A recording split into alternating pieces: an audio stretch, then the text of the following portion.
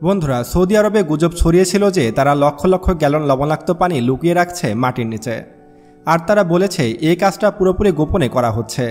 তবে এসব গুজব আর গুজব নেই। এটা সত্যি, মধ্যপ্রাচ্যের এই দেশটি একসময় ভয়াবহ পানির সংকটে ছিল, কিন্তু এখন আর তা নেই। তবে প্রশ্ন হলো, যেখানে পানির এত প্রয়োজন সেখানে কেন তারা সেই পানি মাটির নিচে পুঁতে ফেলছে? আমরা সবাই জানি সৌদি আরব একটি মরুভূমির দেশ এবং এটি বিশ্বের সবচেয়ে শুষ্ক দেশগুলোর মধ্যে একটি। এখানে সবসময় তাপমাত্রা 50 ডিগ্রি সেলসিয়াসের উপরে থাকে। তবুও সৌদি সরকার এমন এক অসম্ভব কাজ করেছে যা কেউ কল্পনাও করেনি। তারা মাটির নিচে একটি বিশাল নদী ব্যবস্থা তৈরি করেছে, অথচ দেশটিতে একটি প্রাকৃতিক নদীও নেই। সৌদি আরবে নেই কোনো প্রাকৃতিক মিঠা পানির উৎস, নেই কোনো হ্রদ বা নদী। কিন্তু 2021 সাল থেকে দেশটি 522টি বাঁধ নির্মাণ করেছে। এসব বাঁধের কাজ হলো বৃষ্টি ও বন্যার পানি সংরক্ষণ করা, পরে সেই পানি পরিশোধন করে ব্যবহারযোগ্য করে তোলা। এই বাঁধগুলো প্রধানত শুকনো নদী খাত ও ওয়াদিতে নির্মাণ করা হয়েছে, যেগুলো মাঝে মাঝে অল্প সময়ের জন্য বৃষ্টির পানি ধরে রাখতে পারে। তাদের বার্ষিক বৃষ্টিপাতের হিসেব দেখলে বোঝা যায় সামান্য কয়েক ইঞ্চি বৃষ্টিপাত হয় মাত্র। কিন্তু আশ্চর্যজনক হলেও সত্য যে এই অল্প বৃষ্টির পানি দিয়ে অনেক সময় পুরো একটি শহরের পানির চাহিদা মেটানো যায়। এ কারণে সৌদি সরকার বাঁধ নির্মাণ করেছে, কারণ খোলা জায়গায় পানি থাকলে তীব্র গরমে তার সঙ্গে সঙ্গে বাষ্প হয়ে উড়ে যায়। এইসব বাঁধ মিলিয়ে সৌদি আরবে মোট 650 বিলিয়ন গ্যালনের পানি সংরক্ষণ করার ক্ষমতা রয়েছে। এর মধ্যে অন্যতম একটি হলো আল হুলি বাঁধ, যা মক্কা প্রদেশের কায়াত শহর থেকে 14 কিলোমিটার দূরে অবস্থিত।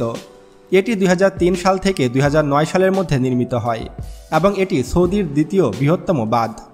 এর রিজার্ভারের ধারণ ক্ষমতা প্রায় 249.86 মিলিয়ন কিউবিক মিটার। শুধু মক্কা অঞ্চলে রয়েছে 7টি বাঁধ, যেগুলো সম্মিলিত ধারণ ক্ষমতা 232 বিলিয়ন গ্যালন পানি। তবে এই বাঁধগুলো এখনও গৌণ উৎস মাত্র। সৌদি আরবের প্রধান পানির উৎস হল ভূগর্ভস্থ জলাধার। জিওলজিক্যাল সার্ভে অনুযায়ী সৌদি আরবের নিচে রয়েছে প্রায় 26 ট্রিলিয়ন গ্যালন পানি। শুনতে বিশাল মনে হলেও এর বেশিরভাগই নন রিনিউয়েবল, অর্থাৎ একবার তুলে ফেললে আর পুনরায় তৈরি হবে না। এই পানিগুলো আসলে হলো ফসিল ওয়াটার, যা হাজার হাজার বছর আগে যখন আরব উপদ্বীপে প্রচুর বৃষ্টি হতো এবং নদীনালা ছিল তখনকার পানি, সেগুলো মাটির নিচে জমে গিয়েছিল। আজকের দিনে এই পানি বিশাল পাম্পিং সিস্টেম দিয়ে তুলে আনা হচ্ছে শহর, কৃষি খামার এবং আবাসিক এলাকায়। তবে এটির একটি সীমাবদ্ধতা রয়েছে। এ জলধারা একবার শেষ হয়ে গেলে আর ফিরে আসবে না। কথায় আছে, সৌদি আরবে তেলের চেয়ে পানির দাম বেশি। সৌদি আরবে খুব সহজে মাটি খুঁড়েই জ্বালানি তেল পাওয়া যায়, কিন্তু খাবার পানি পাওয়া যায় না। সৌদি আরবে তুলনামূলকভাবে প্রতি বছর কেবল 739 বিলিয়ন গ্যালন পানি প্রাকৃতিকভাবে রিচার্জ হয়, অর্থাৎ বৃষ্টিপাতের মাধ্যমে হয়, যা মোট পানির চাহিদার সামান্য অংশ। এমনকি সৌদি আরবে পানি শুধু খাবার ও স্বাস্থ্য খেলায় নয়, বরং সবুজ পার্ক, কৃষিকাজ ও শিল্পক্ষেত্রেও ব্যাপকভাবে ব্যবহৃত হয়। যখন এভাবে পানির ব্যবহার চলবে, তখন এই ভূগর্ভস্থ পানিও একসময় একেবারে শেষ হয়ে যাবে। অর্থাৎ সৌদির ভূগর্ভে যে পানি রয়েছে সেগুলোও কিন্তু শেষ হয়ে যাবে। আর এ কারণে সৌদি সরকার 99টি ওয়েস্ট ওয়াটার ট্রিটমেন্ট প্ল্যান্ট তৈরি করেছে, যেখান থেকে প্রতিদিন 1.3 বিলিয়ন গ্যালন পানি পরিশোধিত হয়ে খাবার পানি তৈরি হয়। তবুও এই পরিমাণ পানি ভবিষ্যতের জন্য যথেষ্ট নয়, কারণ সৌদির জনসংখ্যা দ্রুত বৃদ্ধি পাচ্ছে। তবে এই সমস্যার সমাধানে সৌদি ইঞ্জিনিয়াররা এক অদ্ভুত কিন্তু চমকপ্রদ সমাধান বের করেছেন। প্রাকৃতিক নদী না থাকলেও কৃত্রিম নদী বানানো যায়, এ চিন্তা থেকে তারা লোহিত সাগর ও পারস্য উপসাগর থেকে পানি এনে মাটির নিচে বিশাল পাইপলাইনের মাধ্যমে দেশব্যাপী পৌঁছে দিচ্ছে।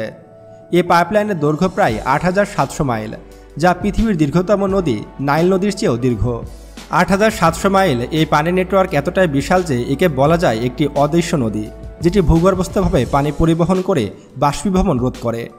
আগে এসব পাইপলাইন বেশিরভাগই মাটির উপর দিয়ে যেত, এখন তা পুরোটাই মাটির নিচ দিয়ে নেওয়া হচ্ছে। এইভাবে পানি ঠান্ডা থাকে, গুণগত মান ঠিক থাকে এবং পরিবহন ব্যবস্থাও নিরাপদ থাকে। এই বিশাল নেটওয়ার্ক নির্মাণে কাটা হয়েছে পাহাড়, ব্যবহার করা হয়েছে টানেল বোরিং মেশিন, বিস্ফোরণ এবং 2 মিটার প্রস্থ পাইপ বসানো হয়েছে অত্যন্ত নির্ভুলভাবে। তবে পাইপ বসানো মানে কাজ শেষ নয়। মরুভূমির ভয়াবহ গরম, ধুলোর ঝড়, বালির ঢেউ, এমনকি আকস্মিক বন্যাও ছিল বড় চ্যালেঞ্জ। তবে যেটা সবচেয়ে গুরুত্বপূর্ণ প্রশ্ন, সেটি হলো এই লবণাক্ত পানি আসলে ব্যবহারযোগ্য হয় কিভাবে? এর উত্তর হলো ডিসালিনেশন বা লবণ মুক্তকরণ। সৌদি আরব হলো বিশ্বের সবচেয়ে বড় ডিসাইলেটেড পানি উৎপাদনকারী দেশ। 1980 সালে যেটুকু অবকাঠামো ছিল, 2011 সালে তা বেড়ে গিয়ে দাঁড়ায় 30টি প্লান্টে। 2023 সালে তা ছিল 33টি, আর 2024 সালে তা বেড়ে গিয়ে হয়েছে 43টি। তাদের রাস আল খায়ের স্টেশন হলো বিশ্বের সবচেয়ে বড় পানির ডিসেলেশন প্ল্যান্ট, যেটি 2792 মিলিয়ন গ্যালন পানি প্রতিদিন উৎপাদন করে। তবে এ প্রক্রিয়ায় ব্যয়বহুল ও জ্বালানি নির্ভর। অনেক সময় এটি 3 থেকে 10 গুণ বেশি খরচ করে। তবুও সৌদি আরব ডিসেলেশনে বিশ্বের শীর্ষে। এছাড়াও দেশটি গ্রিন সৌদি উদ্যোগ নিয়েছে, যেখানে 10 বিলিয়ন গাছ লাগানো হবে এবং দেশের 30% অঞ্চল সুরক্ষিত বনাঞ্চলে পরিণত হবে। এ প্রকল্পের জন্য 184 মিলিয়ন একর জমি সবুজায়নের আওতায় আসবে, যা মরুভূমির বিস্তার রোধ, খাদ্য সুরক্ষা বৃদ্ধি এবং বাতাসের গুণগত মান উন্নত করবে। এখন এই পর্যন্ত সৌদি আরবে প্রায় কোটি কোটি গাছ লাগানো হয়েছে এবং ভবিষ্যতে আরও অনেক বেশি গাছ লাগানো হবে সৌদি আরবে। এটি শুধু পরিবেশের নয়, পরিচয়ও একটি রূপান্তর। এটি টেকসই ভবিষ্যতের দিকে যাত্রা। আর এই পদক্ষেপের কারণে সৌদি আরব মরুভূমির দেশ থেকে আস্তে আস্তে সবুজায়নে রূপান্তরিত হবে। তো বন্ধুরা, ভিডিওটি ভালো লাগলে অবশ্যই একটি লাইক দেবেন এবং কমেন্টে জানাবেন পরবর্তীতে কী ধরনের ভিডিও দেখতে চান। আরও এমন ভিডিও পেতে এখনই আমাদের চ্যানেল সায়েন্স ভিডিওকে সাবস্ক্রাইব করুন এবং পাশে আসা বেল বাটনে ক্লিক করুন। দেখা হচ্ছে পরবর্তী ভিডিওতে। ততক্ষণ পর্যন্ত সুস্থ থাকবেন, ভালো থাকবেন। আল্লাহ হাফেজ।